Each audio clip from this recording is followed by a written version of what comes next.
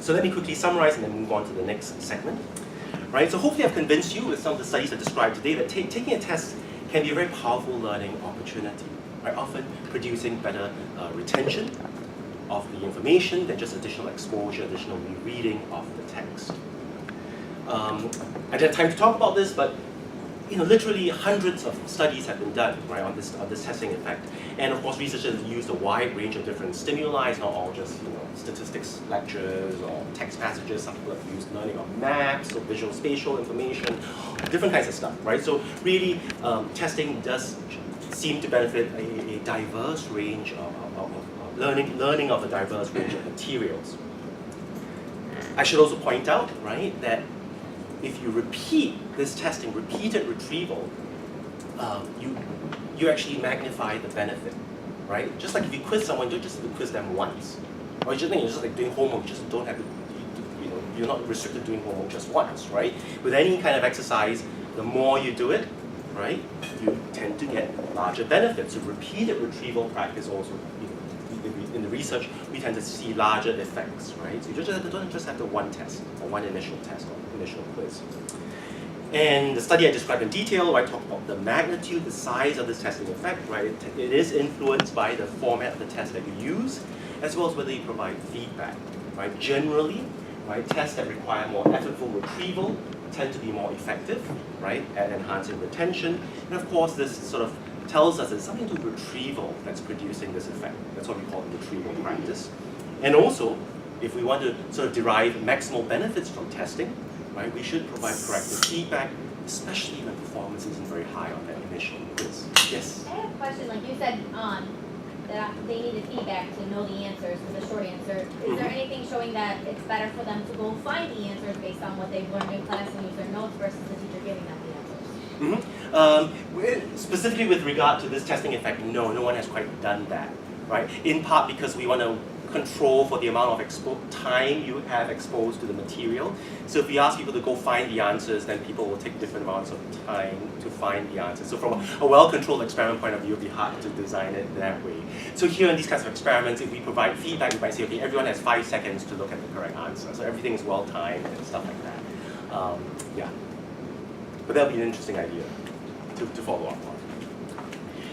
Aside from these sort of more direct benefits of testing that I just described, right, we all know that there are probably other, more indirect but nonetheless important benefits of testing as well, right? So for example, it helps us identify gaps in knowledge, right? If I'm being tested on certain things and there are certain questions I can answer well, the answer just comes to mind, I'm very fluent, I don't have to think very hard, it just, I can spit out the answer. And then there are other questions where I'm like, I think I'm stumped, right? That tells me, the learner, whether, this is the area that you need to put in more effort in, right? This is stuff you don't know well. Whereas that other stuff that just comes to mind very quickly, that stuff you know well, right? So it helps the student identify gaps in knowledge. So that's obviously a very useful benefit, right? And this, of course, this is also related to what we call in the research field, we call metacognitive monitoring, right? Metacognitive monitoring refers to our ability as humans to really monitor our cognitive processes. Right, so as we go about learning, all of us, as we go about learning or reading something, often we are continually monitoring our reading or learning process. Right? If you were to read, if none of you have any background in physics, and you were given a complex, high-level, graduate-level, nuclear physics textbook to read, as you're reading it, all of us here, if you have no background in physics, would realize, oh gosh, I don't quite understand what I'm reading. And then you feel you have to go back again from the top and you're reading and your eyes are going down. It's like, it still doesn't make sense to me. And then your eyes have to go up again and you're reading that, right? So we all do that. We all monitor our cognitive processes continually as we go about our lives, right? Whether it's reading a text, if we don't understand something, right? We can reflect on that and realize, you know what, I need to reread this again. Or maybe after 10 rereadings, you realize, this is hopeless. I'm not understanding this at all, right? The same thing applies when we are learning, right? We continually monitor. How well do we know this stuff? Do we feel confident that we know this stuff so that we can then move on to the next topic that's also going to be on the test, right? So I better try to, focus on the stuff I'm less confident about. Right? So that's metacognitive monitoring, right? We all do that, right? Some people do it more, some people do it less. But the important thing is, it's important for metacognitive monitoring to be accurate, right? The last thing we want is for a student to feel really, really confident, right? I'm I studied really hard, I'm going to ace tomorrow's exam. And then when they, of course, when they sit, when the test papers in front of them, they bomb the exam, and then they're really sad and shocked when the grade comes in, right? So that's an indication of when their metacognitive monitoring is inaccurate, is miscalibrated, right? They're overconfident when when their learning is actually very, very bad or low, right? So again, testing helps rectify that, right? Again, when you test someone, if they're continually stumped, then that's a very clear signal that they do not have an adequate, level of learning. And of course, from an instructor's point of view, right, provides useful feedback as well, right? Once you get all the test questions back, the number 5, 90% of your students are getting something wrong, then that's again a useful signal for you as a teacher, right? That, oh, maybe this is a topic that we need to go through in class again. Whereas if you have a question where 90% of the students are getting it correct, then maybe it's stuff that people know very well, and maybe you just need to focus on 1 or 2 of those students who are not doing so well. Right? And then of course we all know that if there were no tests, no quizzes, no exams in school, probably students wouldn't even bother to crack open the textbook or whatever, right? So of course we know having tests encourage students to study. So that's a good thing as well. We want students to study. So I would say over the last few years, right, that this picture, the public discourse about testing has become a little bit more nuanced, which is good, right? It's not just all tests are bad, And as you can see, that some people are dared to write some controversial sounding kinds of articles. This one came out in The Atlantic maybe 3 or 4 years ago. As you can see from the title, right, the writer says students should be tested more, not less, right? Kind of controversial title to have. And very similar, this is a blog writer on the Chronicle for Higher Education. And as you see from the title of his piece, he says, we should give students more tests. And of course he puts the word in there seriously, right? He's not joking. Okay, so let's move on now to the next topic, right, having to do with when we should engage in practice. And this is related to spacing. Right, so the spacing effect we've been talking about, right, just refers to this very robust phenomenon whereby if you're going to review information, and review means re-encounter, not seeing for the first time. A review means seeing the same thing again, a second or third or fourth time. Reviews are more effective when they are spaced out or distributed over time, rather than what we call mass, all grouped together, crammed together. And I should emphasize, this is even when total time spent on that information is the same, right? So we're not talking about space condition getting double the amount, like 2 hours of practice, and then the mass condition only 1 hour. Even when the overall amount of time spent is the same, is equated, if you space out the reviews, the repetitions, you get more bang for your buck, right? So that's basically the spacing effect. And it's a very robust phenomenon. Hundreds of experiments have been done on it, with all kinds of different kinds of materials, different kinds of learning. This is really one of the very, very robust effects in the literature. And again, just like the testing effect that we talked about a moment ago, this spacing effect is by no means a new discovery. Right? So Ebbinghaus, right? Ebbinghaus is a German guy, right, in the 19th century. He's famous because he's considered the father of the scientific study of memory. Right? This is before the scientific method was well established in the 19th century. He went about trying to discover the rules, the principles of human memory on his own. Single guy, one guy, right? N of 1, sample size of 1. He conducted lots and lots of experiments, hundreds of experiments on himself. Of course, over a lengthy period, not over a day, right? But he was very meticulous. Right? Again, this is before the scientific method was well established, but he was way ahead of his time. Very careful of what he did, the materials he used. He designed nonsense syllables, right? He knew if he was learning words, then the words have meaning, and then he can remember the words he remembered yesterday, and all that would be a confound, right? So he deliberately, and he's famous for this, came up with nonsense syllables.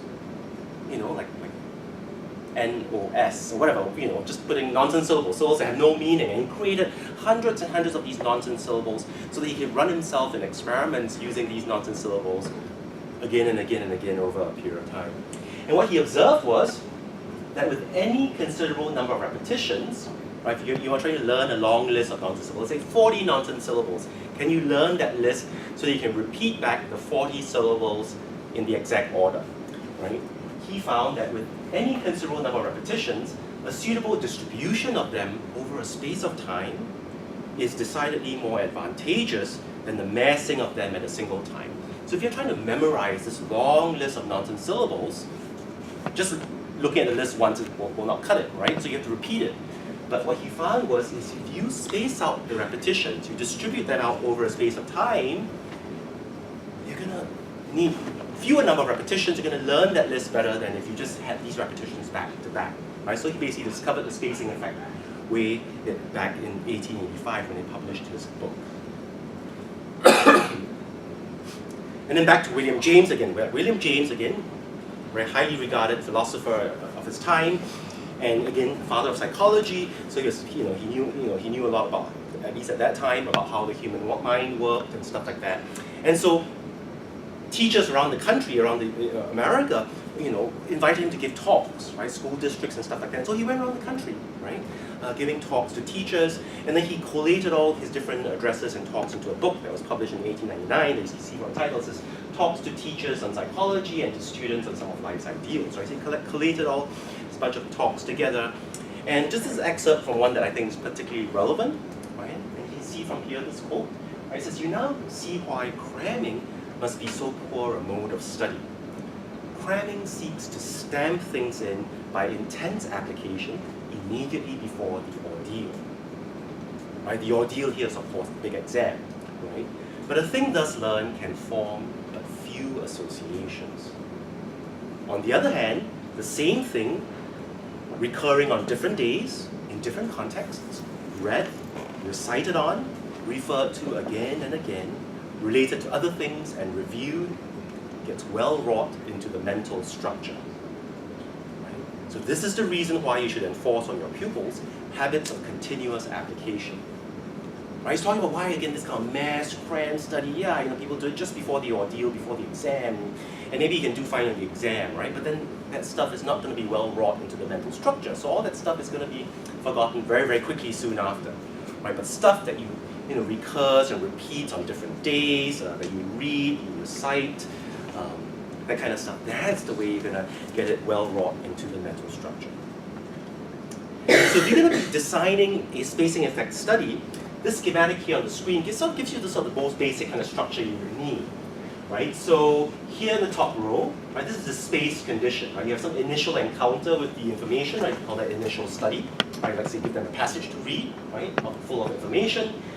Then you would have a gap in time, and then we have some kind of review of that same information, because this is the spacing effect, right? There needs to be some kind of space repetition, a review, and another gap in time. We call this a retention interval, and then some kind of final test to see how well they retain the information. So the top row is the space condition. The bottom row, the row below that, contains all the same events. The critical difference is there is no gap, or much smaller gap, between the initial encounter with the information and the review of that information. So that's, of course, the mass condition. There's no spacing between the initial encounter and that review. And when I say review here, review is just a generic word. Review can be just restudy, rereading the same text again. It can be retrieval practice. You can test them and then give them feedback. That can also be a useful way to review. Right? So review here is just a very generic word I use. I'm going to show you some data, unpublished data, that follows this schematic, right, in terms of what we did. Right, in this particular study, we gave our participants, these were college students, a passage to read, right, a lot of fact-filled passage, like something you might see on Wikipedia kind of thing. So they were given an initial study to read the passage, and then 1 week later in the space condition, they got to reread the same passage again. So review here in this particular context was just reread, just given the same passage again to read. And then 4 weeks later, almost a month later, we tested them. We asked them, okay, here's a blank sheet of paper. Can you remember as many of those facts that you read about 4 weeks prior? All right, so that's the space condition. And then the mass condition, same thing. They got to read the passage. Then immediately we gave the passage back to them and said, okay, can you read it again now? Right? And of course we control for time, make sure they're spending, 5 minutes, whatever, to read the passage. And then same thing, 4 weeks later, we asked them to try to recall as many of the facts as they could from that passage. Let's take a look at the results.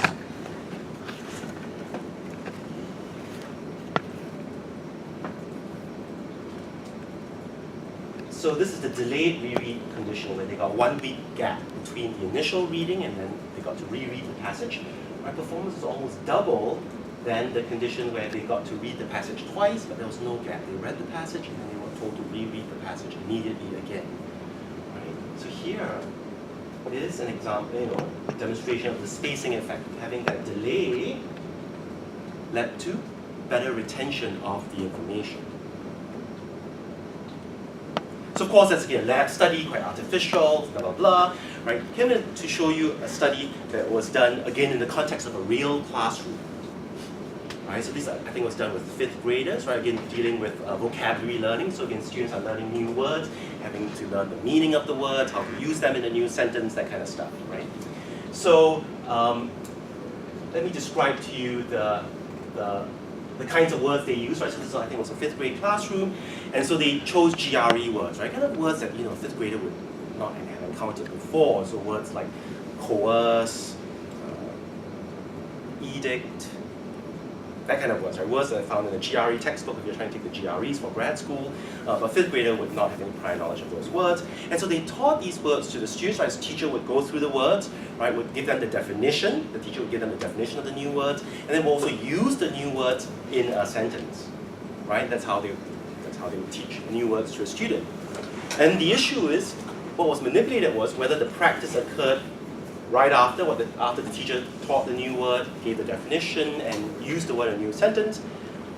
The practice was they were given a list of the new words and asked to write down the definition, right? So they basically tested on the definitions, and then they also tested in terms of having to use the word in a new sentence, generate their own new sentence with the word.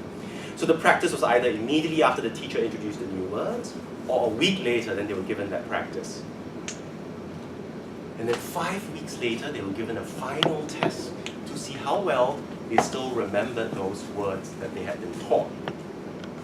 Right? So here again, you can see if there's a 1 week spacing gap between when the teacher taught the new words and when they would have to practice, right, the definitions and and use the new words in the sentence, there was a big advantage compared to if they practiced immediately after the teacher taught them the new words. So again, this is an example of how spacing can produce benefits in the real world classroom, right, in terms of vocabulary learning. Just as we saw in the testing effect, right, educational psychologists are lamenting, why isn't this tool, strategy being better harnessed in the classroom, right? Similarly, for the spacing effect, we sort of see a somewhat, parallel kind of situation, right? So you can see from this paper by Dempster, again, published in 1988, as you can see from the title, he says the spacing effect, he called it a case study in the failure to apply the results of psychological research. Right, so here are some quotes from his paper. I'll just read the first one. Right, the spacing effect would seem to have considerable potential for improving classroom learning, yet there is no evidence of widespread application. Right, so again, kind of a sad state of affairs. So hopefully this will start to change, right, as we do more of these workshops. And hopefully many of you are already finding opportunities within your current context to implement spacing in your classrooms. So I would say, thankfully, again, with technology, advancements in technology today, a lot of computer softwares, tutoring softwares, apps, things you can find online, on the web. There's really been an explosion in how people can, combine technology and sort of, cognitive science, I guess you can call that, right? Applying these kind of, harnessing these strategies within the technology.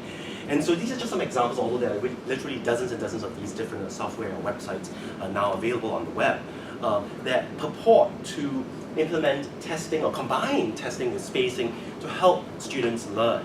Right? These kinds of software are particularly popular among medical students. Right? If you know of medical students, they have to learn a lot of information and often a lot of cramming. And so they know, if they don't practice the information this way, they're not going to be able to pass their exams, right? So they cram, but then they will put the information into these flashcard type software, and then they practice it over weeks and months, right? So a lot of medical students rely on things like that. Okay, so now we move on to the third segment, right? Having to do with practice, right? When we engage with practice, how should we sequence the kinds of items, right, in that block of practice? Should we try to mix different kinds of things together in that one block, or should we group all the same kinds of things together in that one block? And before we talk about that, I'm going to introduce you to the study that sort of sparked this interest in terms of how, the sequencing of items might actually be an important factor for learning. Right, so this was a study published in 2008 that asked the question of whether spacing, so we know spacing is good, right? We just talked about that for several minutes, but how spacing is good for memory.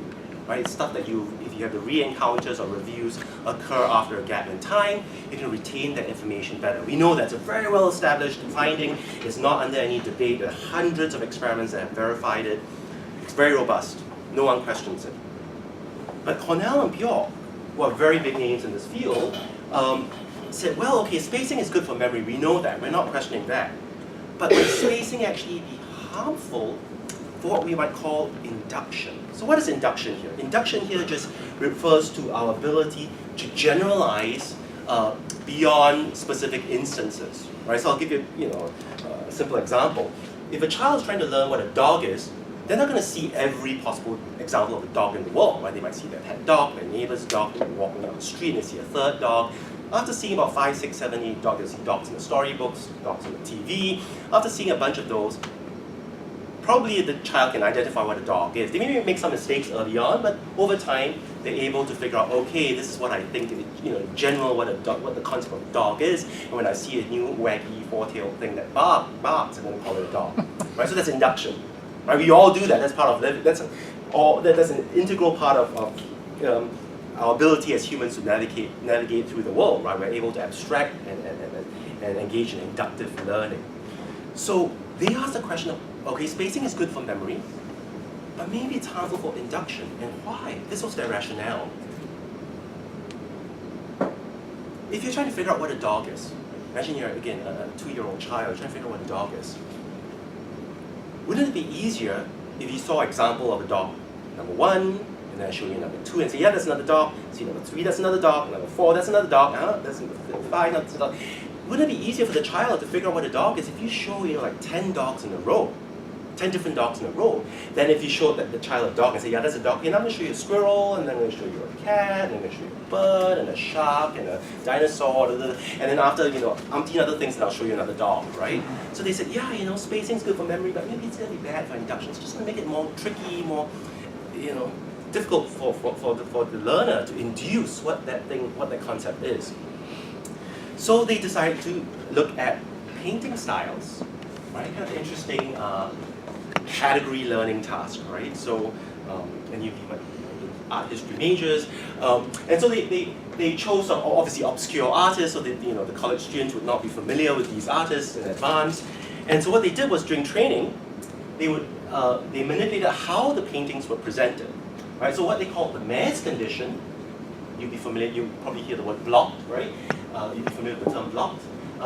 They would show 6 paintings by the same artist, back to back, in a consecutive sequence, right? So you can see this one, this one, this one, this one, this one, this one. As you can tell, these are all by the same artist. The style is very, very similar. And of course, with each painting, they would also be shown the type, the artist's name, right? So they would know, okay, this is John Doe, or whoever the artist is that painted this painting, right? So the paintings were always accompanied by the name, the label of the artist, labeled with the artist's name. This one's all 6 in a consecutive sequence by the same artist. And then in this condition, they call it the spaced condition. As you can tell, right, all 6 paintings are actually quite different in style, right? Because they are all painted by 6 different artists with very different styles. And again, so they would see this one, and whoever painted this one, they would see this one, this one, this one, this one, this one. Right? And I should also point out, during training, they would always see 6 paintings by each artist. So it's not as if in this condition they only see 1 painting by this artist. Obviously, number 7 here would be a repeat of this one, right? Do you get the idea, right? So everyone saw during training 6 paintings by each artist. The only difference is whether the 6 would be grouped all together, blocked, or they call masked, or whether it would be spaced, or familiar with the term interleaving. Right? And then of course they were tested after training. After they saw 12 times 6, so whatever that is, 64, no, more than that, 96 paintings. After they saw all these paintings by the 12 artists, they were then tested with novel paintings right? By the same 12 artists. So it's not as if it's not based on memory now. It's not like, oh yeah, I saw that one, I remember the label was John Doe, so I'm going to say John Doe painted. These are all new novel paintings now that they were asked to categorize on the test. Right, so let's take a look at the performance. How well were they able to do that? This performance on that final test. And as you can see, the artists that they were exposed to or trained with in the spaced fashion, right, performance was higher than artists that they had been exposed to in that massed fashion.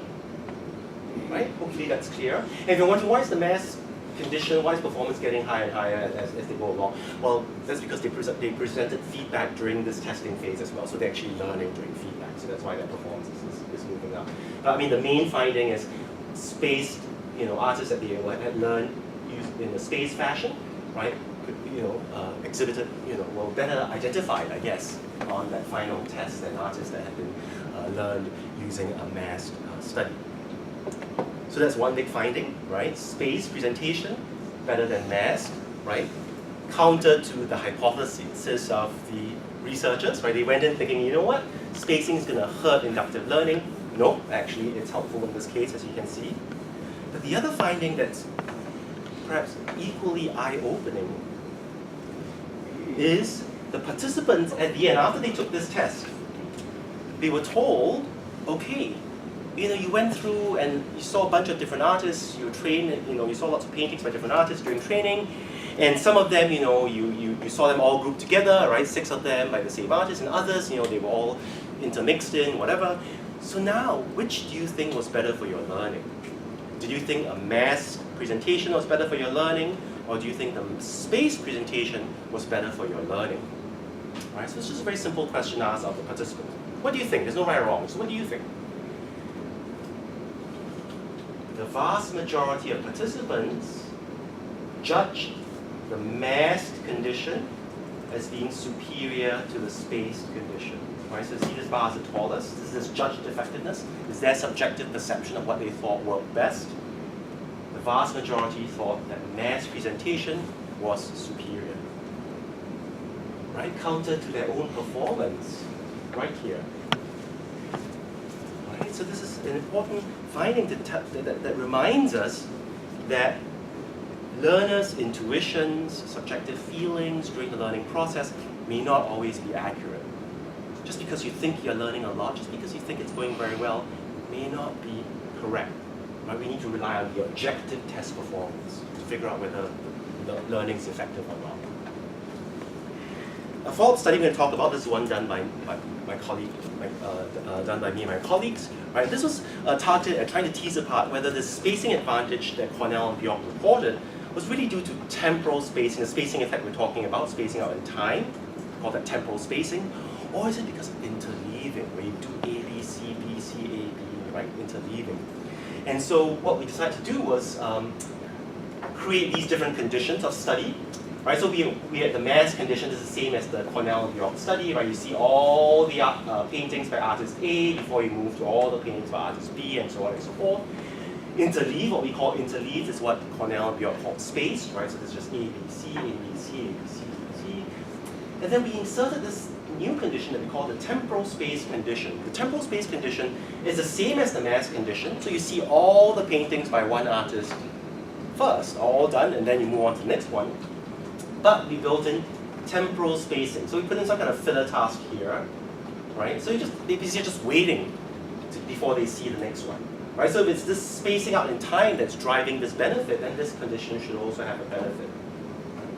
And then we also thought, well, maybe another way to learn painting styles well is to see multiple paintings by the same artist at once, simultaneously, right? So we also had this condition that we call the simultaneous mass condition, where there will be 4 paintings by the same artist presented simultaneously on the screen.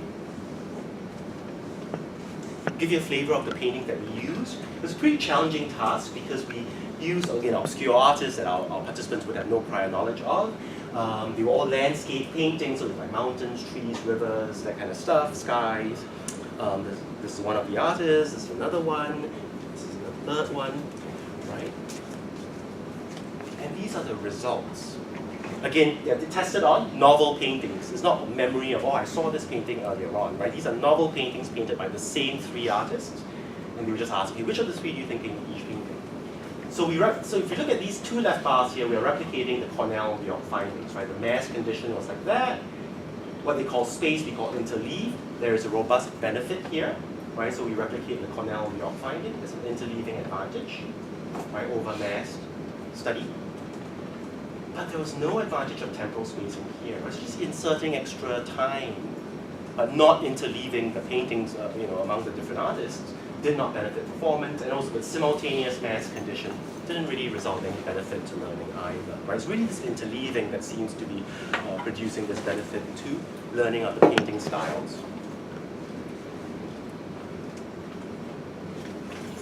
And so the question we had is, well, what is it about interleaving that might be producing this benefit? What's the special thing about interleaving? What's the special about doing A, B, C, B, C, A, B, C, whatever? Right? What's the special?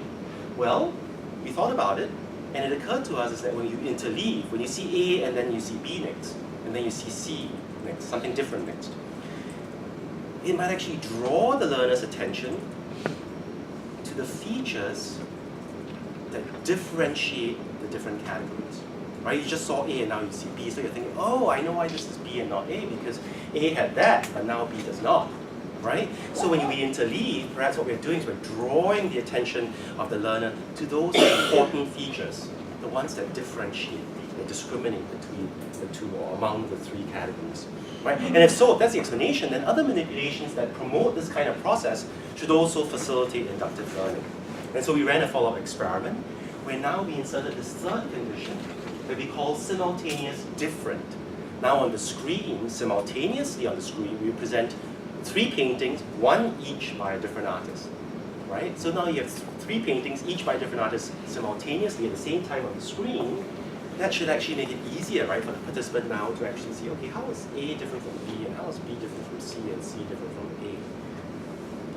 Let's take a look at the results. Right, so again, I'm supposed to replicate the earlier set of results, interleave, superior to mass. And we find a simultaneous different condition also produces a benefit. So these results tell us, right, that manipulations that facilitate what we call discriminative contrast, right, allowing us to discriminate, to compare and contrast and discriminate and tell apart the categories is what actually enhances and facilitates induction. And I should of course point out that this is especially so for categories that are very confusable, that have a lot of overlap. Right? You saw the examples of the 3 painters earlier on, right? Landscape paintings, all very similar, mountains, sky, trees, rivers. Right? So they're very confusable categories. It's not so obvious like, oh, that one's definitely an A, that one's definitely a B, and that one's a C. Right? So for learning these kinds of categories, it's important to learn how to tell them apart, right? And therefore, manipulations that facilitate this discriminative contrast are especially helpful. And I should also point out that other studies have been done, very similar kinds of studies that use very different kinds of materials, right? So it doesn't just pertain to paintings. There's nothing special about paintings per se, right? Other people have used learning of bird families and also learning to differentiate between butterfly species. Right? So certainly other kinds of materials have been used by other labs, other researchers. Now I'm going to move on to a slightly different area, right? Patrick talked a little bit about that this morning, about how interleaving might actually even benefit something so different from like learning paintings, right? And this has to do with motor skill learning, right? A very different kind of learning from sort of visual learning of paintings, right? And so this is a study, not a new one, it's published in 1994, so several years ago. And this is a study that looked at college baseball players, right? So these are skilled baseball players, right? They're part of the college team, right? So they know how to play baseball well. And they were interested in how might we actually improve their batting skills even more, right? So these are always skilled, these are not novices.